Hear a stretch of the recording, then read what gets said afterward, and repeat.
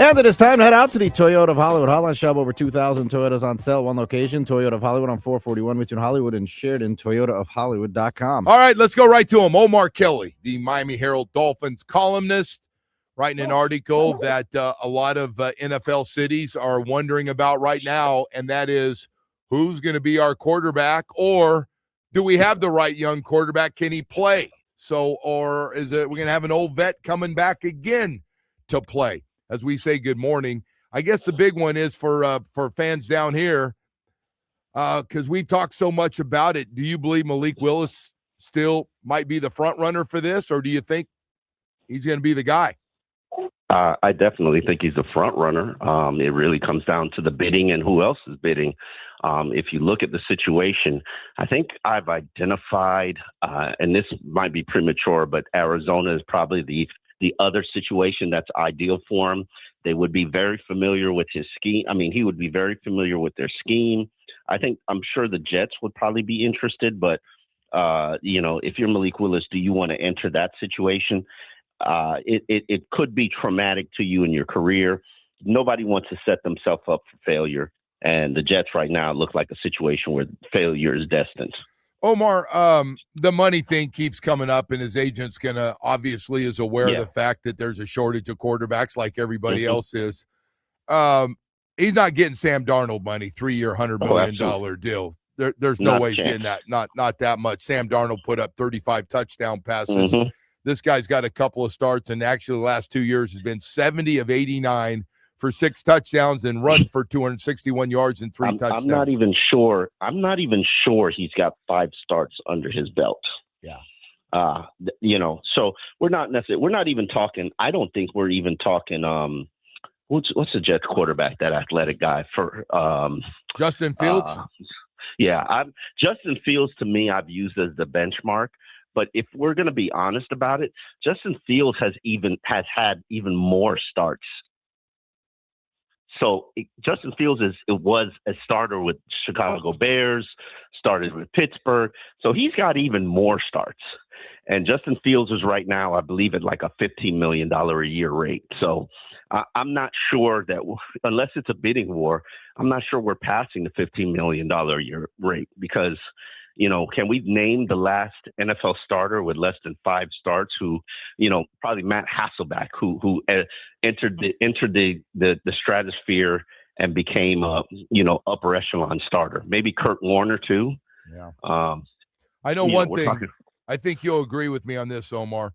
If John Eric Sullivan and Jeff Hafley, the GM and head coach, decide to give him pretty good money, then they're telling me they think he's got a chance to be really good from what they've seen for 2 years in Green Bay, right? Not only just that, but why not try? Why not keep pulling the trigger? If you mess up on a quarterback, I mean, you're probably going to be paying the most for a quarterback to go away in probably NFL history. I got to look at what Russell Wilson got paid to go away. $54 million. That's a huge, colossal mistake. If you make a mistake at $15 or $20 million a year, I think you could survive that, especially once you've already made a mistake for $54 million. So that's pretty much how I look at it, Joe. Hey, so Omar, I want to ask you about a couple other guys.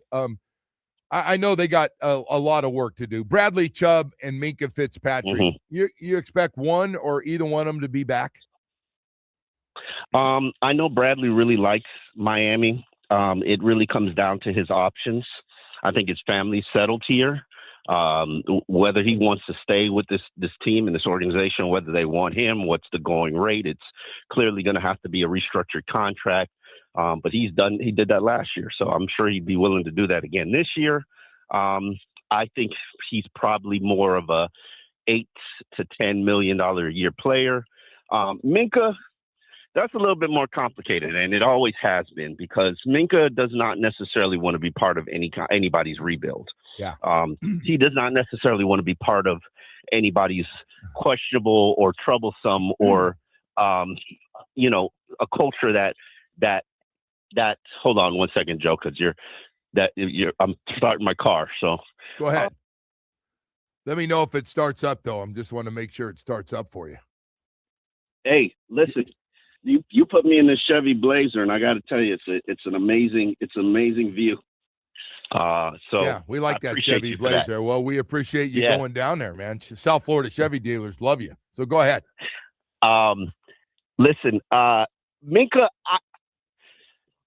Minka's family's here? Yep.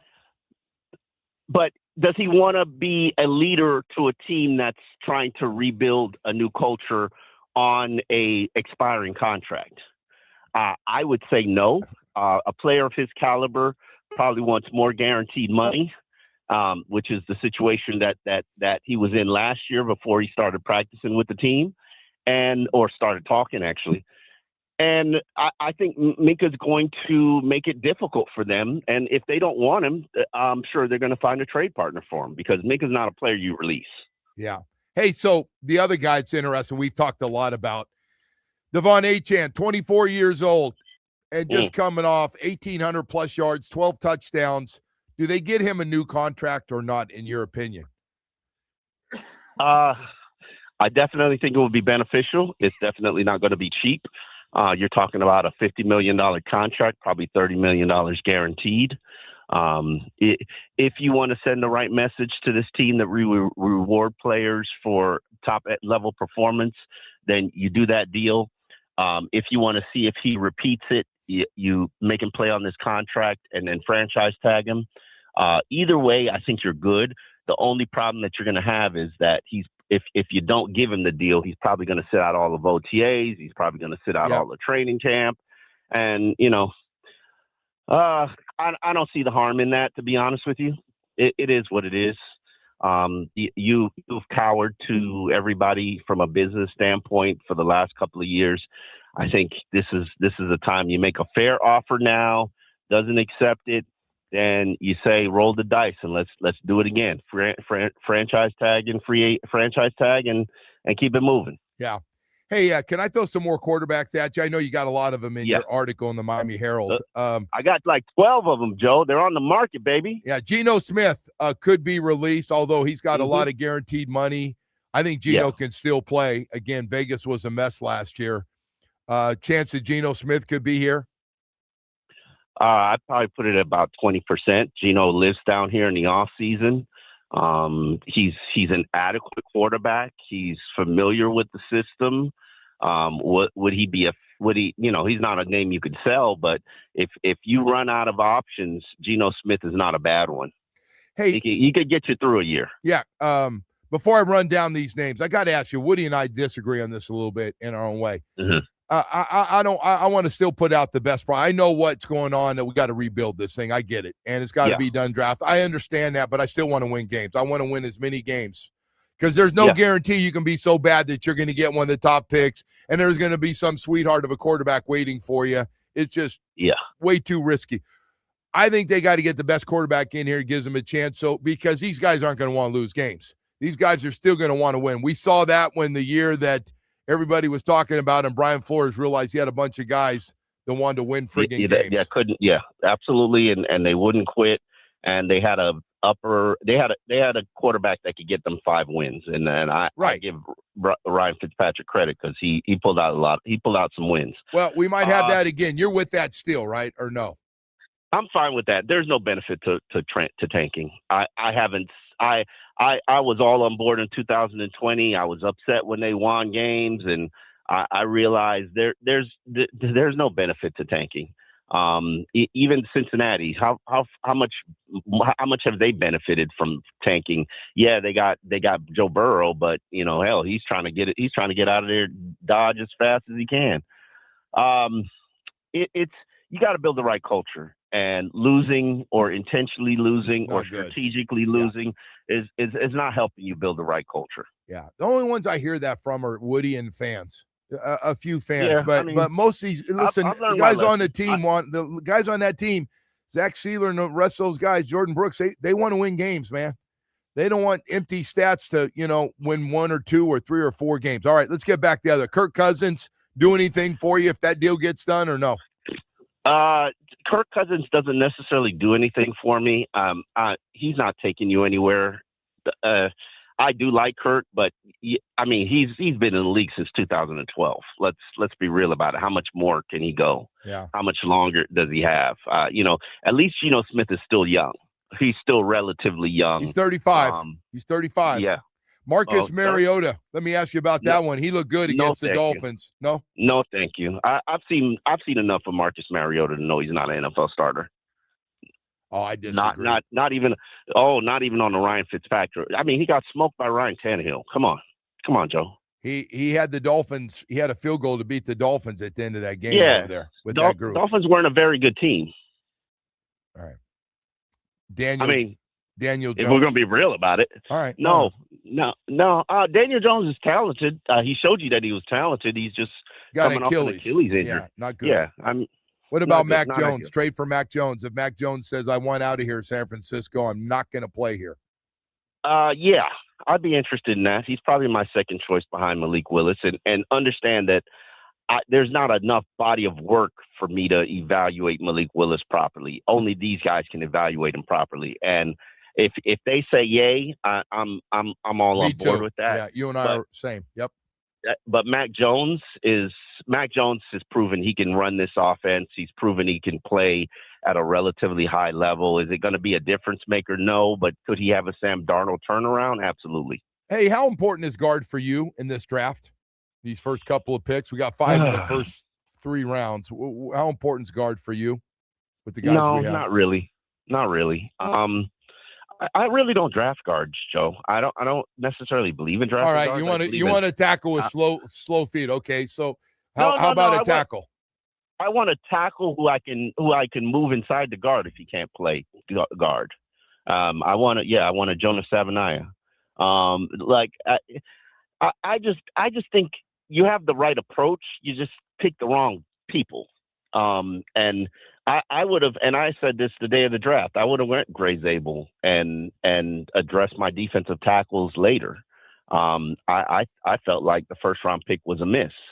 And if you would have went with Gray Zabel, you would have had a hit. But we can clearly, concisely, consistently say Chris Greer's talent evaluation was not good. Okay, are we all in agreement on that? What do you think? How do you think I feel about that?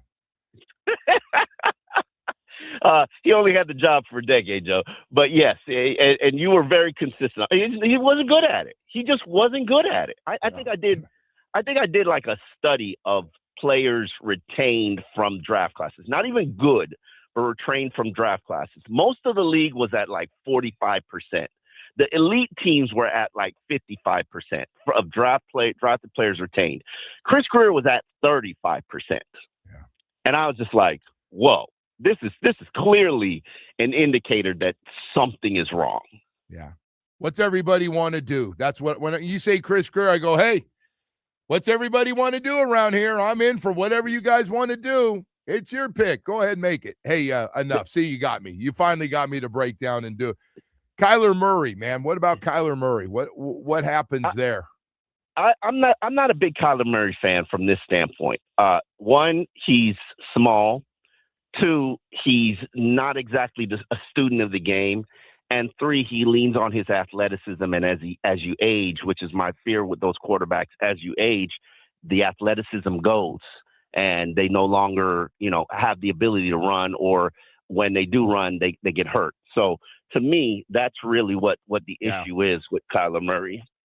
Bye, baby. So to me, I'm not interested in Kyler Murray. I hear the Jets might be the ones kicking those tires, and that's great. And that'd be a great move for them. As in, are you kidding me? That would be something they would do. I'm with you. Why would they get another guy like that? They already have that guy right there. They have Justin Fields, a guy that's athletic. Oh, I think Kyler Murray has done more and established himself a little bit more than Justin Fields. The one thing I've learned about the defensive coordinators that get elevated into the head coach position, they want those scrambling athletic quarterbacks. They do, because they see it's a challenge to their system. The problem is you got to coach those scrambling athletic quarterbacks, and I think that's harder to do, easier to say than to do. It is nice to have one of those guys who can take off. We haven't had one in 6 years. A guy can take off and run for a first down, though. They're nice to have. Malik Willis happens to be one, actually. He is one of those. He's actually, for the amount of playing time, he's actually run for a lot of yards. He has. You're right. And in 24 and 25 both, he has been really good. Hey, so while we're at this, Austin Jackson, what happens there? Very interesting question. That's probably the one I can't. I think you run. I think you carry him into the season primarily because you touched his contract last year, which would have made it a little bit. If you hadn't, it would have been easier to move on from him. Now, that was the last regime. If absolutely healthy, Austin Jackson is an NFL starter, and I don't think you get rid of NFL starters, especially when you're in this situation. Maybe you cut him at the end of training camp. Maybe you trade him at the end of training camp. I feel the same way about James Daniels. You're starting over, but you've already paid the freight for those players. They're NFL starters. Yes, they're not necessarily most durable players, but you can't keep creating holes and not having enough pieces to fill those holes.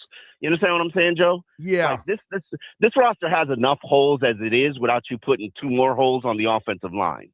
Because to me, I can carry what I have on the offensive line into next season. Is it ideal? No. But I got an elite center, I got an elite left tackle, and I got pieces that I could try to fill in the final 3 spots. My only problem is with James Daniels. He just played a couple of plays, and a lot of people thought he was going to be back real soon, and he didn't come back at all. Yeah. And people start going, did you really want to play? And did you 401k us in the front part of that contract? I don't know, man. That's 2 years, though, injury, and it's just got another one. You bring him back, and he gets injured in camp, and you're picking up a tab again for a guy. I don't know. I like healthy guys, though. I like guys that are healthy, man. If they've been healthy, we all, Joe? Yeah, no. Don't we all? Name me the last player that you've the Dolphins player that's been a healthy guy. Hey, probably Zach Sealer. Hey, good one. Hey, Omar, I got to ask you before I let you go. Was that goodbye, sweetheart, to your daughter? Of course, it's to my daughter, Joe. Okay, just want to make sure somebody wasn't leaving the house. Nah, man. What? It's I'm starting over from scratch. I'm like the Dolphins. I'm rebuilding my roster. There's a lot of tryouts. You're such an idiot, man. You're such an idiot. I asked for this. A lot of tryouts, a lot of workouts, but we're still out there searching. All right. Hey, man, I deserve that, by the way. I so deserve that when I asked you that question. You got me, brother. You got me right there. You're building your roster back up, man. I had to reset the whole thing, Joe. I had to, just purge my roster, take the salary cap hit, and just, start from fresh. Yeah. You ain't first rounders in there or more mid rounders right now? Right now, more mid rounders. Some guys with a lot of potential. Okay. I mean, some players with a lot of potential. Remember, watch out, because at some point, I Love You is going to pop up for one of them, and then you got to make a decision. I think I'm falling in love with you, Omar. Remember that. I'll let you go, man. All right, Joe. Take care. Omar Kelly. I Love You, Miami Herald Dolphins columnist. Right there, man.